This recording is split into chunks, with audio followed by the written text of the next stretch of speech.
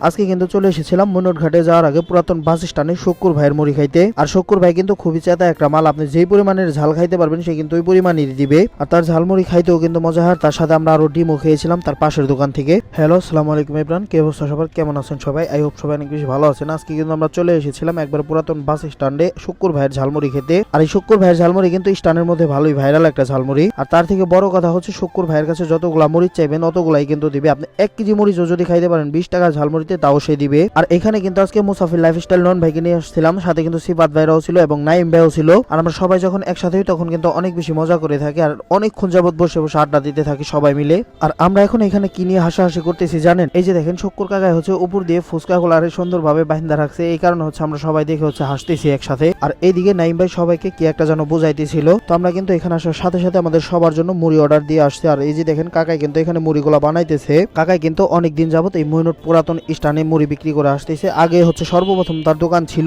স্থানে, আবার হচ্ছে দোকান ছাইরা হচ্ছে গাড়ি নিয়ে কয়েকদিন বিক্রি করছে, আবার এখন হচ্ছে আবারও দোকান নিয়েছে নতুন করে। তো এই যে দেখেন মুড়িটা কিন্তু চলে আসছে। আর আমি কিন্তু অত ঝাল খাই না, মিডিয়াম ঝাল নিয়েছিলাম। আর এই কাকার কাছ থেকে হচ্ছে অনেক আগে থেকে মুড়ি টুড়ি খাই, অনেক আগে থেকে এই চাচার ঝালমুড়িটা হচ্ছে আমাদের মজা লাগে। আগে হচ্ছে অনেক খাওয়া হতো এই ঝালমুড়িটা, বাট এখনো মাঝে মাঝে খাওয়া হয়, কারণ এখন তো এখানে ওইখানে বেশি খাওয়া হয় আর এখানে আসা হয় না। আর আরেকটা ব্যাপার হচ্ছে তার ঝালমুড়িতে হচ্ছে অনেকটা পরিমাণের ঘূর্ণি ইউজ করে, যেই কারণে তার ঝালমুড়িটা হচ্ছে একদম মাখো মাখো হয়। এবং এই মুড়ির দোকানের পাশেই হচ্ছে ডিম বিক্রি করতেছিল, এখান থেকে আমরা হাঁসের ডিম নিয়েছিলাম সবার জন্য। তো আজকে কিন্তু আমরা সবাই মিলে অনেক বেশি মজা করেছি এবং অনেক বেশি এনজয় করেছি। ভিডিওটি কন্টিনিউ দেখার জন্য ধন্যবাদ সবাইকে। দেখা হচ্ছে নতুন কোনো ভিডিওতে। সবাই ভালো থাকবেন, সুস্থ থাকবেন, আল্লাহ হাফেজ।